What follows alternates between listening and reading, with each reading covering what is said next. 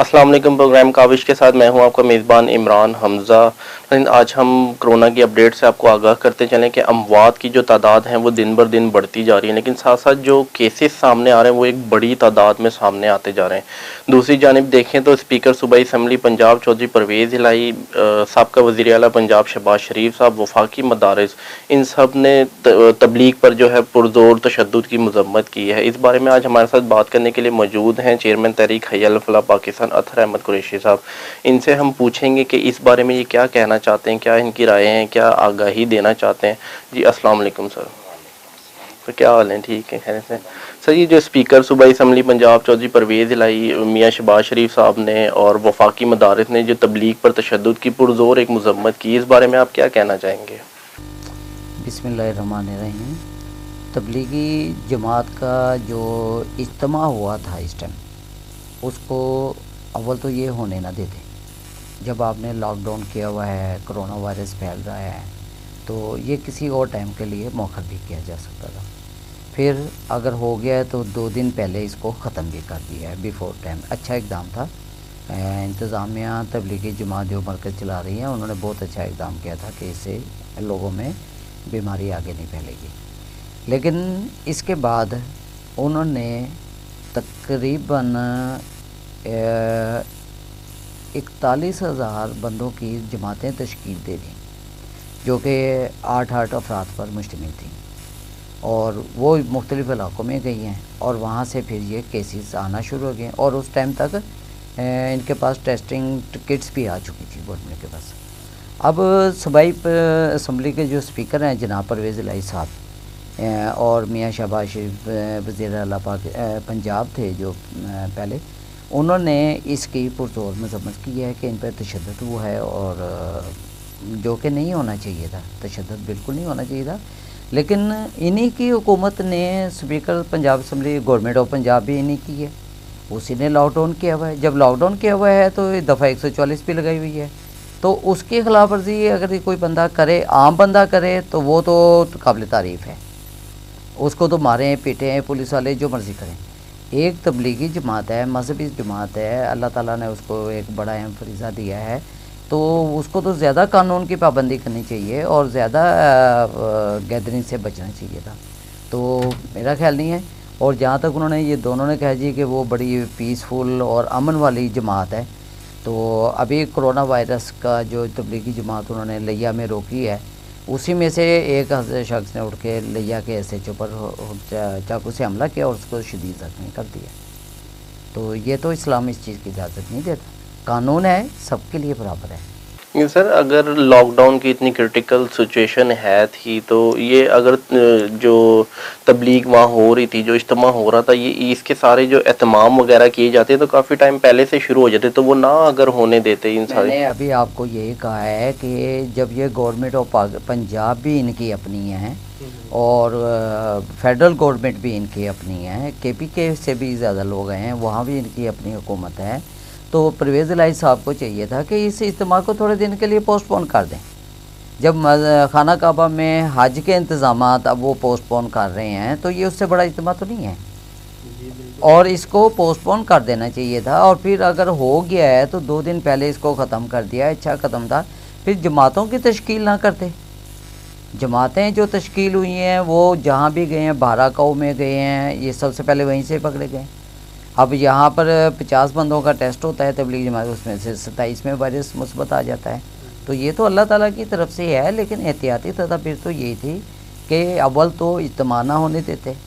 अगर इज्तिमा हो गया है तो उसमें से फिर जमातों की तश्कील ना होती। अब जो जमातों की तश्कील हुई है वो भी मुख्तलिफ़ इलाक़ों में फैल गई हैं। तो इसी हुकूमत के जिसके ये स्पीकर हैं, तो दफ़ा 144 क्यों लगाई हुई है? फिर लॉकडाउन क्यों किया हुआ है? अगर इसी तरह ही हर बंदा बिस्तर उठाए, चरपाई उठाए और वो कहे जी मैं तबलीग कर रहा हूँ, उसमें कुछ लोग दूसरे भी आ जाएंगे। फिर एहतियात करनी चाहिए थी। अच्छा, दूसरी तरफ देखें तो सुप्रीम कोर्ट ऑफ पाकिस्तान ने इस्लामाबाद और सिंध के कोरोना वायरस के 22 जो कैदियों की रिहाई के जो इकदाम थे वो गैर ज़रूरी करार दे दिए। इस बारे में आप क्या कहेंगे? देखें, गैर कानूनी तो उन्होंने करार दे दिए हैं, लेकिन जहाँ भी कहीं भी वबा फैलती है तो कैद खाना, जेल खाना एक ऐसी जगह है कि जहाँ बाहर से लोगों का रब्ता बड़ा मुश्किल है उनसे, उनके रिश्तेदारों से है। वहाँ मेडिसिन की भी कमी है। हॉस्पिटल वहाँ अंदर जेल में बने हुए हैं तो वो कितने 8-10 बिस्तरों के हैं, इससे ज़्यादा नहीं है वो। तो अगर कोई वबा फैल रही है, कोई हर बंदा उसे एहतियात कर रहा है, तो अगर ये हाई कोर्ट्स और Sindh high court, Islamabad high courts ने अगर ये इकदाम किया था तो मेरे ख्याल में तो ये अच्छा कदम था कि कैदियों को रिहा कर दिया जाए और वो अपने घर में बैठें, एहतियात करें। अब वहाँ इतनी गुंजाइश से भी ज़्यादा कैदी हैं, वो मुंह से मुंह मिलाकर सोते हैं, वहाँ पर लेटे हुए हैं। तो सुप्रीम कोर्ट को ये भी देखना चाहिए कि हमारी जेलों में आया कि मेडिकल की सहूलत इतनी है, इतनी जगह है कि आप उसको डिस्टेंस के फासले पर रख लें। पैसे तो आप कह रहे हैं कि समाजी फासला रखें, हाथ ना मिलाएं, दूर होके खड़े हों, और जब वो सोते हैं तो एक ही उसमें जगह पे 1 फुट की जगह में 6-6 बंदे, 6-6 8-8 लोग एक जगह तो उसमें तो ये एक अच्छा कदम था। और अगर ये सुप्रीम कोर्ट कह रही है कि भाई हाई कोर्ट इस्लामाबाद और सिंध हाई कोर्ट ने किस कानून के तहत किया है, तो हर 15 दिन के बाद डिस्ट्रिक्ट एंड सेशन जज खुद इलाके के जो हैं, या उनका कोई एडिशनल सेशन जज नुमाइंदे के तौर पे, उसके साथ 2 सिविल जज होते हैं, वो जाते हैं और वो वहाँ से जो मामूली जराइम में होते हैं उन्हें शख्सी ज़मानत पर या 10 रुपये 5 रुपये के में चल के लेकर उन्हें छोड़ देते हैं। तो वो भी तो अख्तियारी इनके पास है। अगर सेशन जज एक छोड़ सकता है तो हाई कोर्ट तो उससे ज़्यादा पावरफुल है। तो इस पर दोबारा सुप्रीम कोर्ट को नज़रसानी करनी चाहिए। इंसानी हमदर्दी के तहत अगर बड़े बड़े लोगों को, सियासतदानों को रिलीफ मिल सकता है, तो ये बेचारे जो गरीब कैदी हैं, जो चोरी डकैती मामूली उसमें जराइम में मुलविस हैं, तो ये भी इंसान हैं, इनके भी इंसानी हकूक़ हैं। जब तक कि वो गिल्टी तसव्वुर ना हो जाएं, जुर्म ना उनका साबित हो जाए, तो अंडर ट्रायल है, तो ठीक है, उनसे मुस्बत ज़मानतें ले लें, श्योरिटी बॉन्ड लें। अभी पिछले दिनों सुप्रीम कोर्ट के में बहुत से मुकदमात ऐसे हैं कि वो राव थे साहब, कराची के जो पुलिस ऑफिसर थे, उन्होंने दरख्वास्त ज़मानत भी नहीं दी और उन्हें सुप्रीम कोर्ट ने बेल अलाउ कर दी थी कि हाँ जी आप आके पेश हो, हम बेल अलाउ कर रहे हैं आपको। एक पटिशनर कहते ही नहीं आकर, आप उसको हवा में ही उसको एप्लीकेशन को करके उसको अलाउ कर देते हैं। ये तो एक हाई कोर्ट के हुक्म थे जिसके तहत वो रिलीज़ हुए हैं या नहीं हुए हैं या अभी अंदर ही हैं, लेकिन ये एक इंसानी बुनियादी मसला है कि वबा फैली हुई है।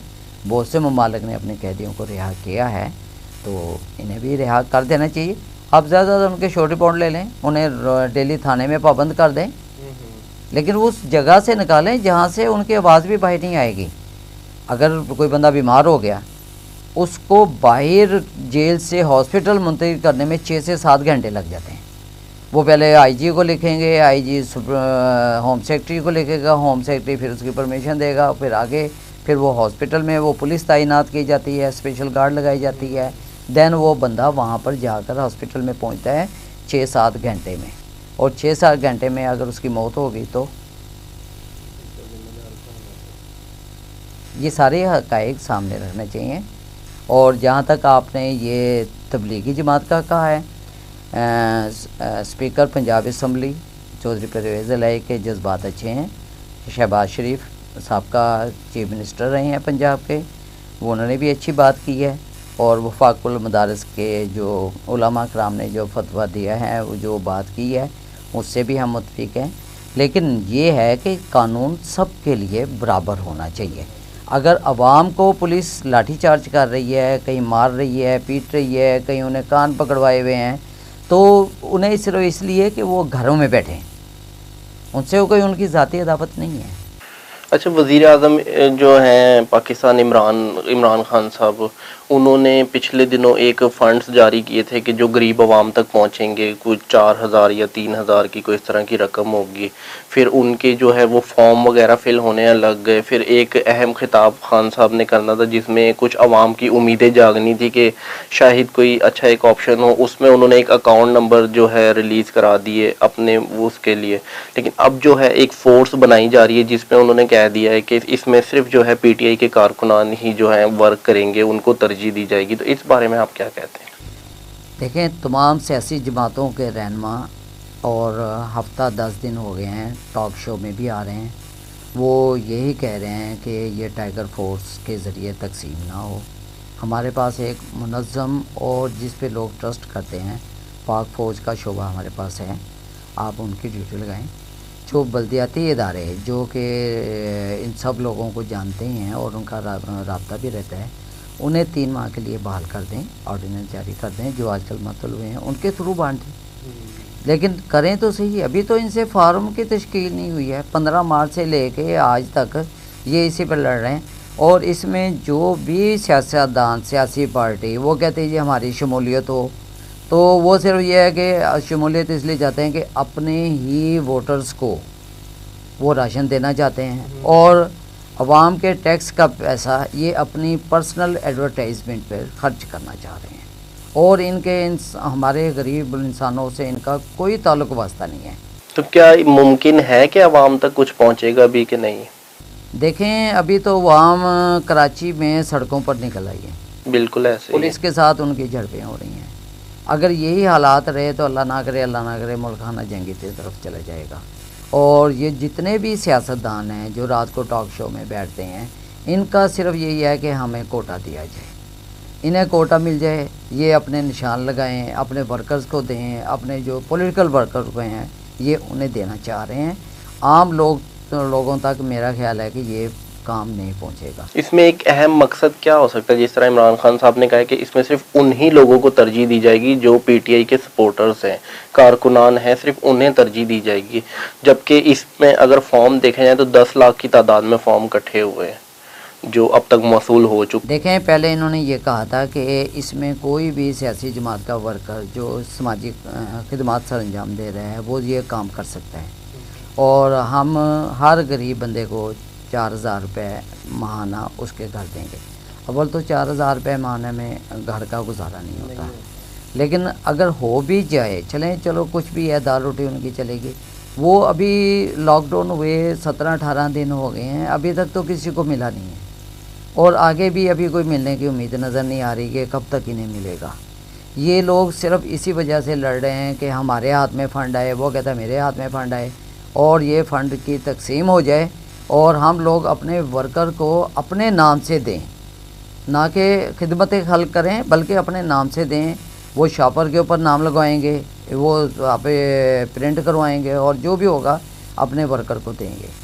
एक आदमी अभी जो उसकी 4000 देने की भी शराइत आई हैं, उसमें बहुत सी कंडीशन है, जिसमें यह है कि आपका कोई बंदा सरकारी मुलाजम ना हो।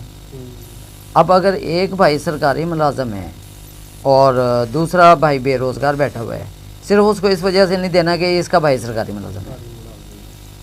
वो तो चलो सैलरी ले लेगा, दूसरा भाई कहाँ से ले खाएगा? वो तो रोज़दार है, दिहाड़ीदार है, मज़दूर है। इसी तरह अगर किसी की बीवी है तो उसको कहा गया है कि तुम्हारे खावंद को पैसे नहीं मिलेंगे। अब उस खावंद के ऊपर उसकी बहनों का या भाइयों का बोझ है, तो वो कहाँ से उठाएगा? तो ये बेसिक ऐसे भी है ना कि अगर कोई किसी का मकान भी अपना है, किसी के अपने अगर रेजिडेंशियल है तो उसे भी नहीं दिया जाएगा।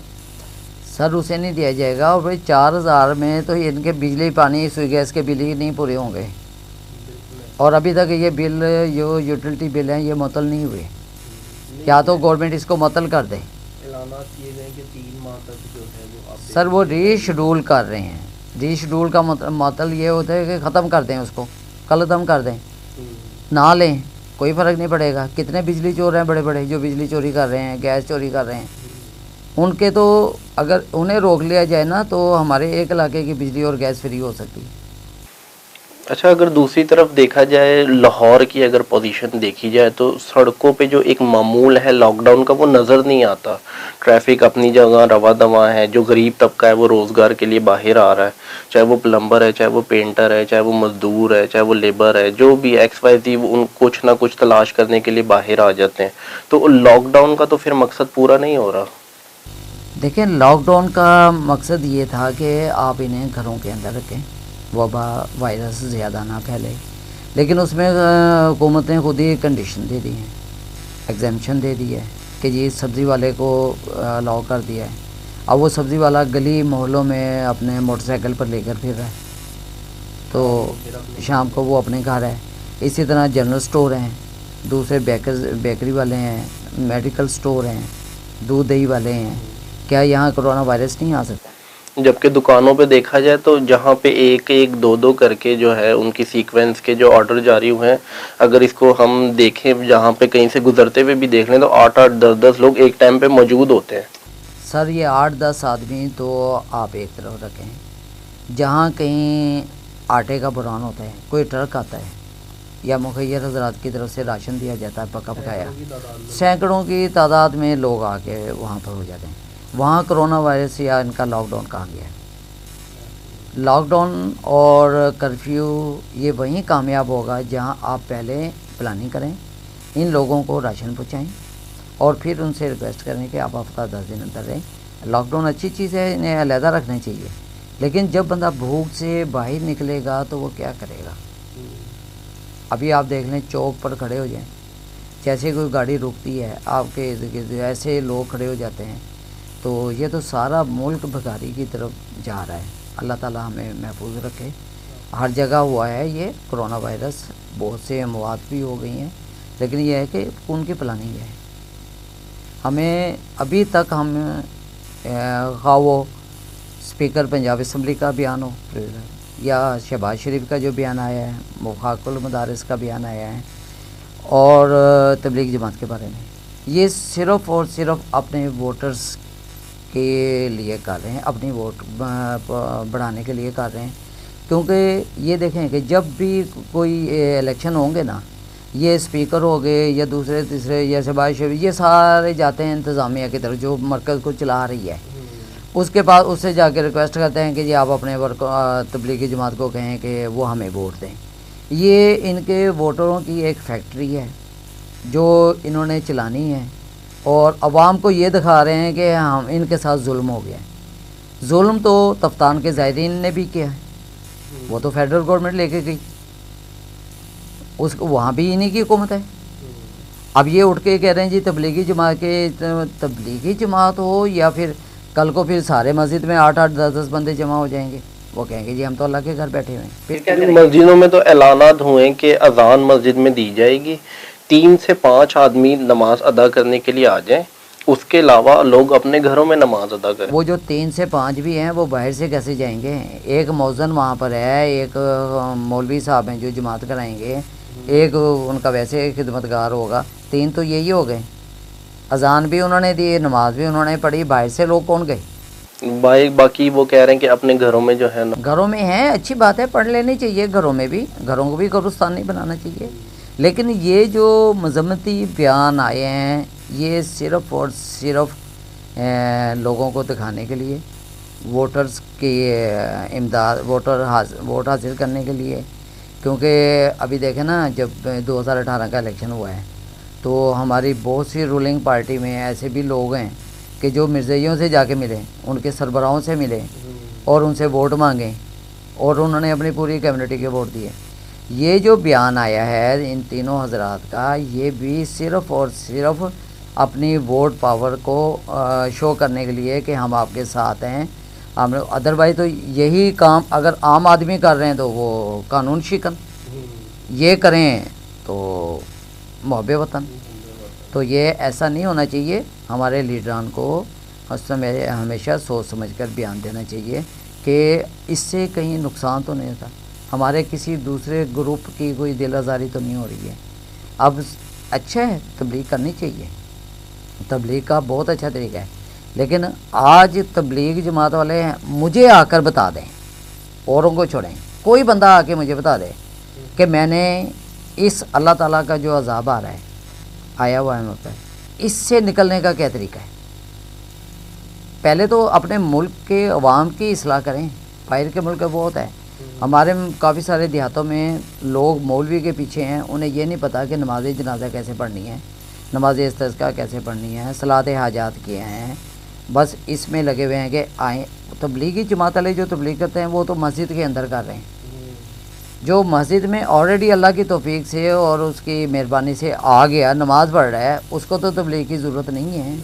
आप बाहर से लेकर आएँ, मस्जिदें भरें।